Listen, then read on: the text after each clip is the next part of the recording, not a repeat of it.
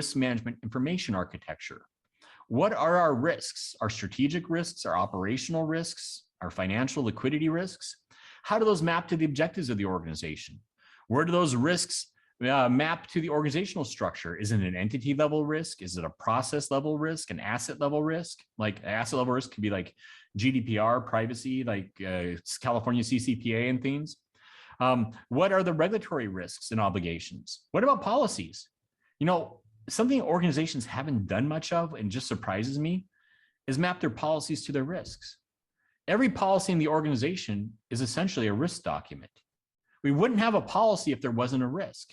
And that risk was significant enough that somebody had to open up a word processor, sit down behind it, and write a policy to address that risk. But a lot of organizations don't even know what policies they have out there because they're scattered all over on different systems and different departments, let alone to go through the process of mapping their policies to their enterprise risk taxonomy or risk register. Who are the roles? Who's a subject matter expert on a risk? If that risk is changing and shifting, who can answer the questions on that? But then who's the risk owner out there that actually owns that risk? If that risk is actually materializes, who's bottom line? Who's accountable?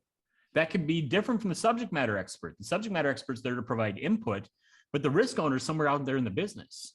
What about that employee who's the risk taker, making risk decisions every day? That it's not just the back office of risk management. We talk about the 3 lines model. You've got the second line is risk management. The third line is audit and assurance, providing assurance on risk.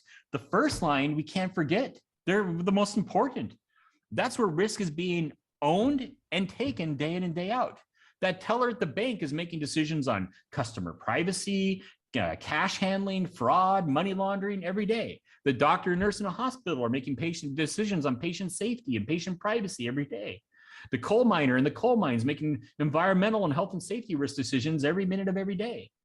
We need to address the frontline employees as well.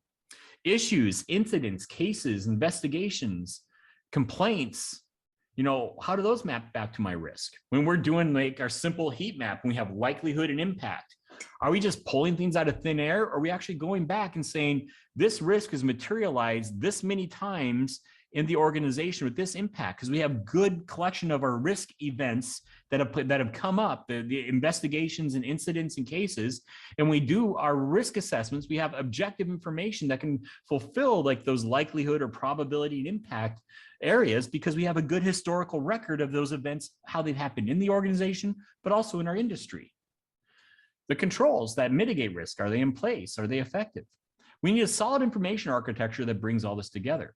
Now, if you're managing all these in little silos of documents, spreadsheets, and emails and homegrown systems and databases and things that don't talk to each other, you never become intelligent. You have a bunch of islands of data that don't gather for intelligence and knowledge.